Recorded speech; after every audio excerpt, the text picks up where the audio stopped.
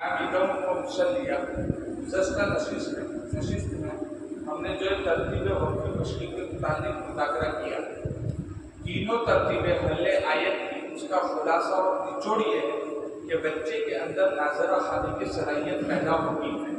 گزشتہ مجلس میں ہم نے بتایا تھا کہ بچے جو ہے پہلے ترتیب وقفی مشقی میں دو تین لائن حل کریں گے، پھر ایک وقت ایسا آئے گا کہ سبق کے اعتبار سے بھی ان کی مقدار بڑھے گی اور کلیمے کے اعتبار سے بھی ان کی مقدار بڑھے گی۔ شروع میں 3 کلیمے کرتے تھے، اب وہ پوری آیت حل کرنے لگے۔ اب ان کے اندر آیت کی صلاحیت پیدا ہو گئی، ناظرہ خوانی کی صلاحیت پیدا ہو گئی۔ اب بچے مسلسل رواں پڑھنے لگے، یعنی بچوں کو اگر کہا جائے کہ چل بیٹا پہلا کلمہ پڑھ تو بچہ پڑھتا ہے وَإِذْ يَرْفَعُ إِبْرَاهِيمُ الْقَوَاعِدَ مِنَ الْبَيْتِ وَإِسْمَاعِيلُ، چل بیٹا یہاں پہلا کلمہ پڑھ۔ ایک کلمہ پڑھنے کو کہتے ہیں، ایک لفظ پڑھنے کو کہتے ہیں، اور وہ پوری آیت پڑھنے لگا، اتنی صلاحیت رکھے۔ پڑھ تو بیٹا رَبَّنَا تَقَبَّلْ مِنَّا إِنَّكَ أَنتَ السَّمِيعُ الْعَلِيمُ، چل بیٹا پہلا کلمہ پڑھ۔ رَبَّنَا وَاجْعَلْنَا مُسْلِمَيْنِ لَكَ وَمِن ذُرِّيَّتِنَا أُمَّةً مُسْلِمَةً لَكَ۔ سمجھ میں آ رہی بات؟ یعنی ایک کلمہ پڑھنے کو کہہ رہے اور وہ پوری آیت پڑھ رہا ہے، یعنی اس کے اندر ناظرہ خوانی کی اب صلاحیت پیدا ہو چکی ہے۔ تو اب کون سی ترتیب سے محنت کرے گی؟ تو اس کے لیے ہم نے بتائی کہ اب ترتیب وقفی مشقی کی جگہ کس سے محنت کرنی ہے؟ حل سبق سے۔ ترتیب وقفی مشقی کا نصاب کیا ہے؟ سورہ بقرہ مکمل۔ لیکن اگر سورہ بقرہ مکمل کرانے کے باوجود آپ کے بچوں کے اندر ابھی تک وقف کی صلاحیت پیدا نہیں ہوئی، یعنی آیت پڑھنا نہ سیکھے ہو بچے، خالی جملے پر وقف کرتے ہو، تو ابھی بھی کس کو چلانا ہے؟ ترتیب وقفی مشقی کو۔ حل سبق لینا، حل سبق تبھی لے جب آیت پڑھنے کی بچوں میں صلاحیت پیدا ہو جائے۔ اب صلاحیت پیدا ہو گئی تو کیا کریں گے بھائی؟ پہلا کام آپ کریں مشکل الفاظ کا حل۔ اب سورہ آل عمران سے شروع ہوگا مشکل الفاظ کا حل۔ اب دیکھیں پورے سبق میں مشکل الفاظ کی بہت ساری صورتیں ہو سکتی ہے۔ شروع میں نے بتا دیا، کبھی کوئی کلمہ ادغام والا مشکل لگتا ہے، اب وہ چاہے مثلے لو، متقاربین ہو یا متجانسین ہو، قد تبین ہو، ربی، سمجھ میں بات آئی؟ وہ بچوں کے لیے مشکل۔ کبھی قریب المخرج حروف کے جمع ہو جانے کی وجہ سے کلمہ بچوں کے لیے مشکل ہو جاتا ہے، جیسے تطوع، سمجھے؟ کبھی ایسا ہوتا ہے کہ متشابہ الصوت حروف جمع ہو جانے کی وجہ سے کلمہ مشکل ہو جاتا ہے، جیسے انقض ظہرک، سمجھ میں بات آئی؟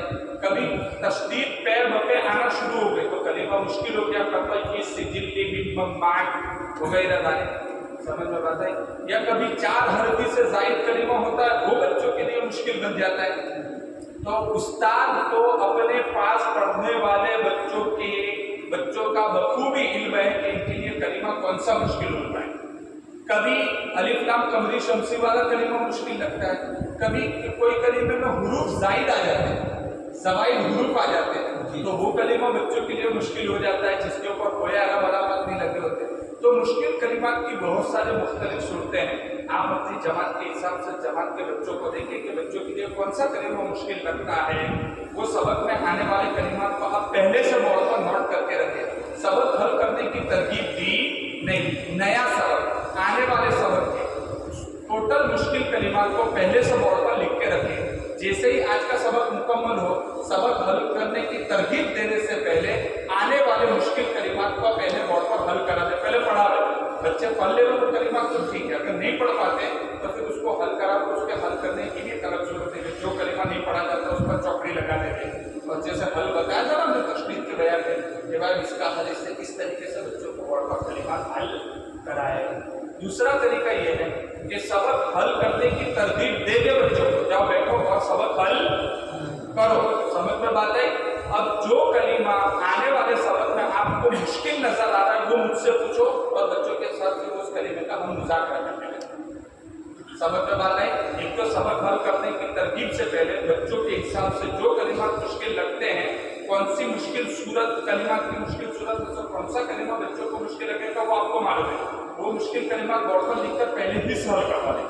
یا آپ ایسا نہیں کرتے تو آپ پہلے بچوں کو سبق حل کرنے کی ترغیب دیں، پھر بچوں سے کہیں جو کلمہ مشکل لگے مجھ سے آگے پوچھو، انشاءاللہ اس کے متعلق میں آپ کو بتا دوں گا، بورڈ پر سمجھائیے، اندر بھی اس کا ہے اس کو سمجھا دیں، سمجھا پڑھانا نہیں ہے، سمجھے ایک ایک کر کے بچوں کے پاس ہی حل کروا کے مشکل کلمات کو سدھارنا ہے، اس کی اصلاح کروانا ہے، بچہ خود حل کرے گا، ایسا نہیں کہ کون سا یہ کلمہ مشکل لگا بیٹا کیوں بھائی قاعدے ایک کے بعد دوسرا آ گیا، پیر بتے قاعدے کے آنے کی وجہ سے بھی کلمہ مشکل ہو جاتا ہے، جیسے سم بکمن عمیون فاولئک، تو آپ کو پڑھ کے نہیں بتا دینا ہے بیٹا چل بیٹھ سم بکمن عمیون سب جا سمجھ میں آ گیا، چلے نہیں پڑھتے آتا ہے سم بکمن عمیون، ایسا نہیں، وہ کلمہ یا تو قرآن ہی کے اندر پہلا کلمہ پڑھ کر کون سا قاعدہ بنتا ہے، چلو دوسرا ملا بالکل اب سمجھ میں آیا بیٹا، اس طریقے سے آپ بورڈ پر ایک ایک کر کے اس کو حل کروائے، سمجھ گئے؟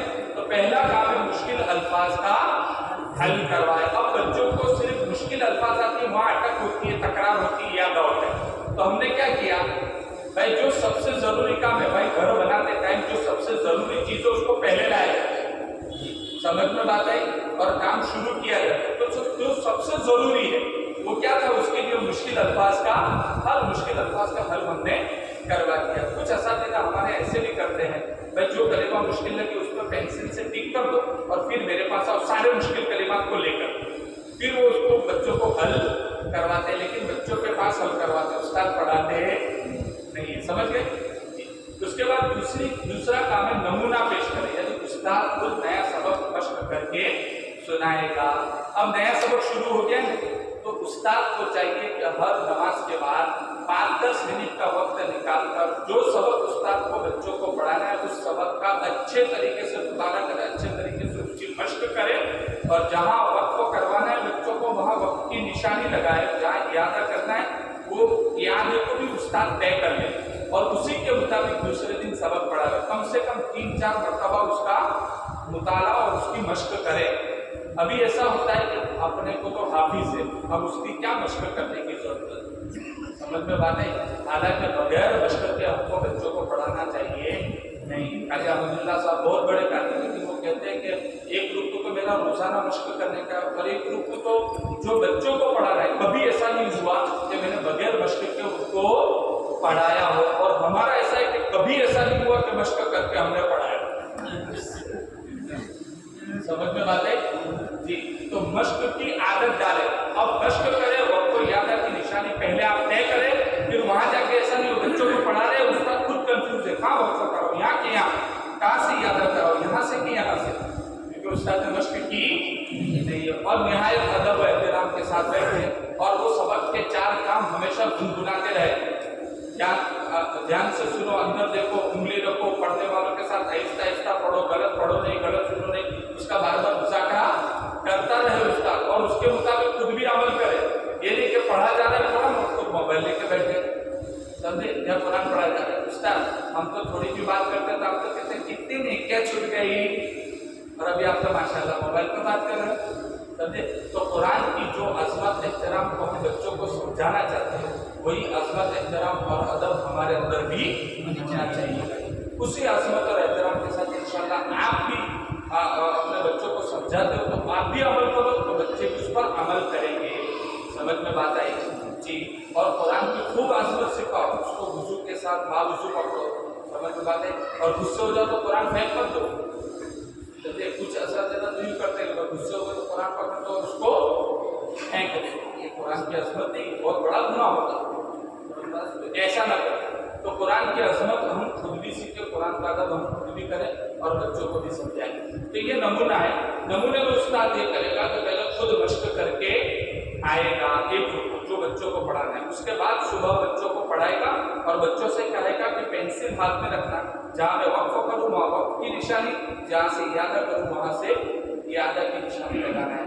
اس کے بعد مشق کا وقت دے، ابتدا میں جب بچے ایک ایک آیت حل کرنا سیکھ گئے، وَإِذْ يَرْفَعُ إِبْرَاهِيمُ الْقَوَاعِدَ مِنَ الْبَيْتِ وَإِسْمَاعِيلُ، تو وَإِذْ يَرْفَعُ ابراہیم کو مشق کا وقت دے، حلقوں میں بیٹھو، اس آیت کو بغیر اٹک کے اور بغیر تکرار کے پڑھو، آیت کو مکرر کرنا، آیت میں اٹک آنی چاہیے، ایک سانس میں بچہ مطلوبہ مقدار کو بغیر اٹک کے پڑھ لے،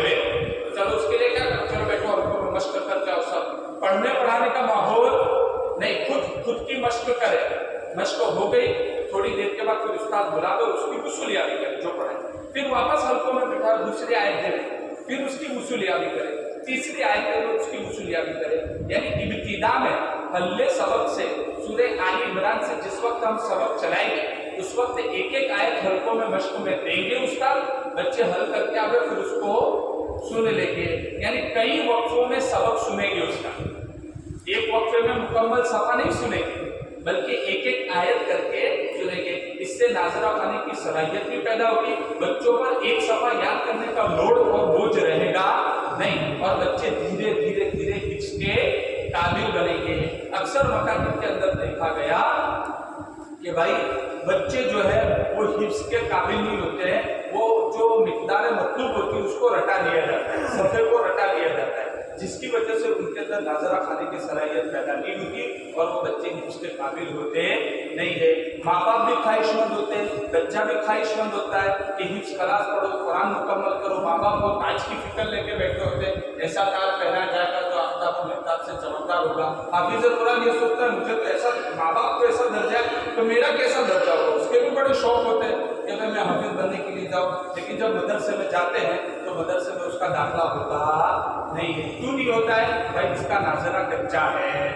तो जिन मकतबों के अंदर तालीम होती है उन मकतबों के अंदर तरीक़े कार सही न होने की वजह से बच्चे के अंदर नाज़रा खाने की सलाहियत पैदा होती नहीं है और उसका नाज़रा कच्चा होता है। इसी वजह से मदरसे वालों ने अब ये किया है, हालांकि मदरसे वाले होते हैं ऐसे कि भाई अगर इस साल 50 बच्चे बढ़े तो हम 50 बच्चों को रखने के लिए तैयार है, 2 मुदर्रिस पढ़ाएंगे और 2 हिफ्ज़ क्लास बढ़ा देंगे, लेकिन बच्चे इतने कमजोर होते कि उनका दाखिला होता।